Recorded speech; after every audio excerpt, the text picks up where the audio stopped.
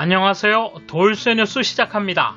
오늘 시사잡지 웨지가 다룬 칼럼인데요. 제목은 한국 위안부 배상 판결의 배경에 있는 것입니다. 마이니치 신문 기자로서 전 서울지국장을 맡았던 사와다 씨가 기고한 칼럼인데요. 비교적 객관적 시선으로 다룬 내용이라 특별하군요. 내용과 반응 차례로 보겠습니다.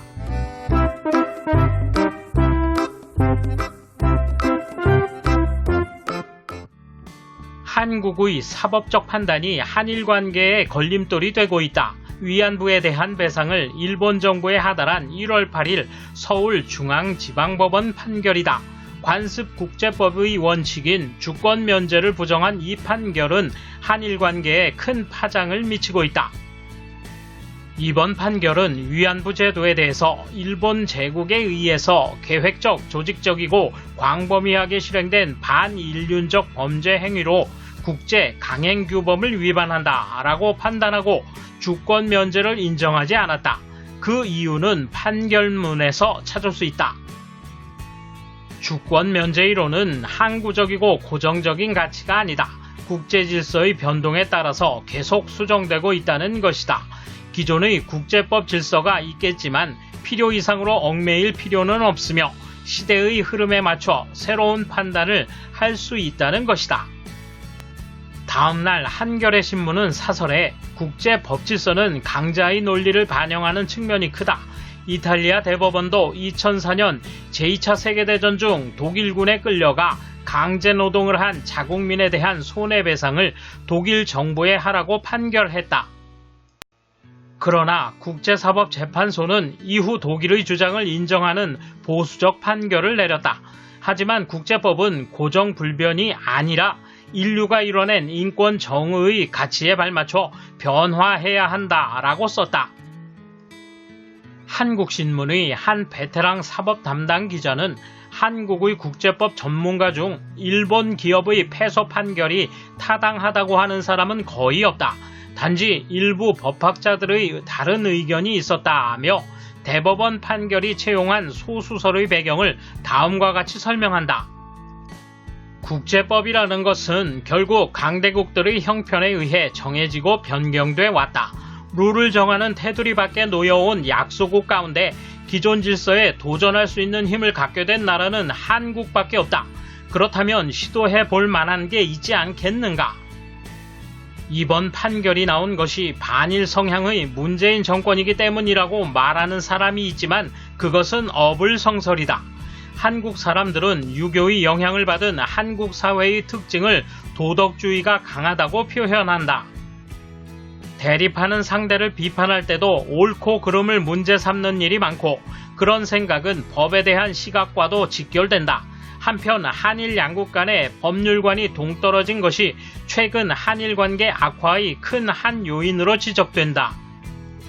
일본의 한반도 연구 1인자인 오코노기 게이오 기주쿠대 명예교수는 인터뷰에서 합의 내용보다 지키기를 중시하는 일본과 내용이 도덕적으로 옳은지를 중시하는 한국과는 의식이 다르다고 지적했다. 중국 유교 문화의 강력한 영향 아래 있던 근세까지의 조선에는 무엇이 옳은가라는 명분론으로 정당성을 주장할 수밖에 없었던 것이 그 배경이 아니겠느냐 하는 것이다. 이런 전통적 가치관이 민주화를 계기로 부활했다. 오코노기 씨의 지적에 더해 한국의 국력이 커지면서 일본과의 역학관계가 극적으로 바뀐 것도 배경에 있을 것이다. 일본과의 관계에는 옳지 못한 부분이 많았기 때문에 바로잡을 것을 지향하게 된다. 그것이 현재의 상황이다. 한국의 가치관을 일본이 따를 필요는 없다. 다만 상대방의 생각을 모르고 스스로의 상식만을 기준으로 비판해봤자 자기만족밖에 되지 않는다. 게다가 일반론으로서 말한다면 한겨레 신문이 지적하는 것처럼 판결이나 국제법은 불변 고정이 아니다. 특히 위안부 문제는 현재의 국제 상식에서 보면 결코 용서할 수 없는 행위이다. 국제사회를 어떻게 이해시킬까를 신중히 생각하지 않으면 뜻밖의 곳에서 발목을 잡힐 수도 있다는 점을 유의해야 할 것이다. 이에 대한 일본 네티즌 반응 보실까요? 한국의 가치관을 일본이 따를 필요는 없다. 상대하는 것도 어처구니 없다. 뜻밖의 곳에서 뒤통수를 맞을 수 있다. 베를린에서의 위안부 동상이 허용됐으므로 대화는 하지 않아도 된다. 올바른 것은 일본이며 국교 단절도 포함한 엄격한 제재 준비뿐이라고 생각한다. 이 건에 관해서는 양국이 1965년에 완전히 최종적으로 2015년에 완전하고 불가역적인 해결이 되었음을 확인했다. 그것을 되돌리려는 측의 모든 잘못이 있는 것은 명백하다. 게다가 원고 중에는 2015년의 합의에 따라 이미 돈을 받은 자도 포함되어 있다는데 수치를 모르는 걸로는 최강이다. 그러나 일본이 그것에 대해 양해할 의무는 없다. 끝까지 약속을 지키라고 방치하면 된다. 이거 이상해 한국의 가치관이 세계에서 통할 수 있느냐가 될 것이다. 과거를 현재의 법으로 재단하는 것과 직결되는 사상이나 가치관은 적어도 선진국에서는 인정 못한다. 통과된다면 제한 속도 규정을 갑자기 올려 오늘부터 속도 위반을 잡는 거나 다름없다. 그들이 어리석게 생각하고 있음을 우리가 인식하면 된다. 그들에겐 무슨 말을 해도 소용없다. 이들이 19세기에 그 가치관을 버렸다면 이런 국력에 머무르지 않았다.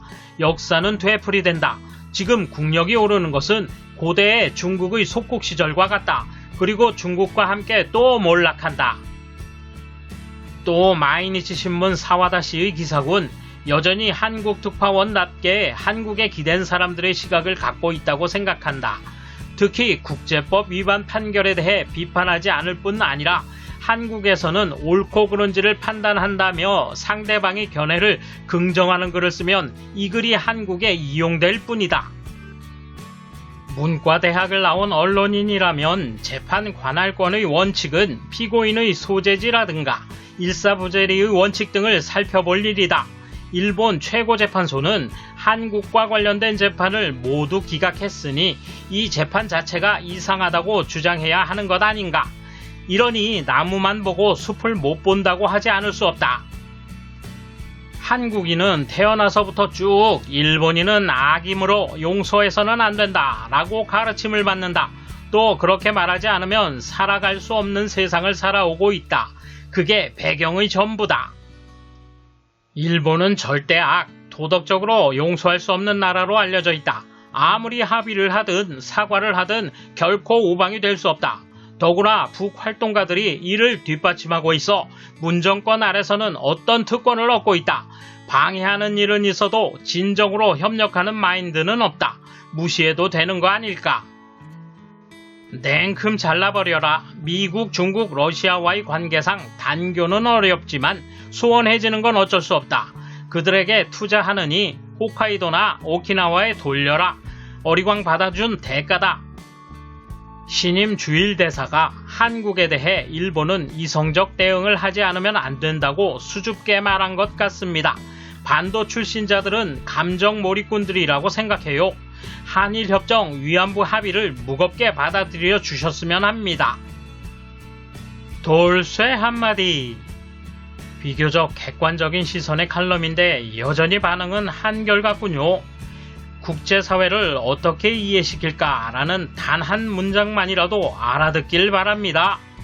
감사합니다. 돌쇠 물러갑니다. 이번 소식은 여기까지입니다. 시청해주셔서 감사합니다. 돌쇠처럼 우직하게, 마님처럼 화끈하게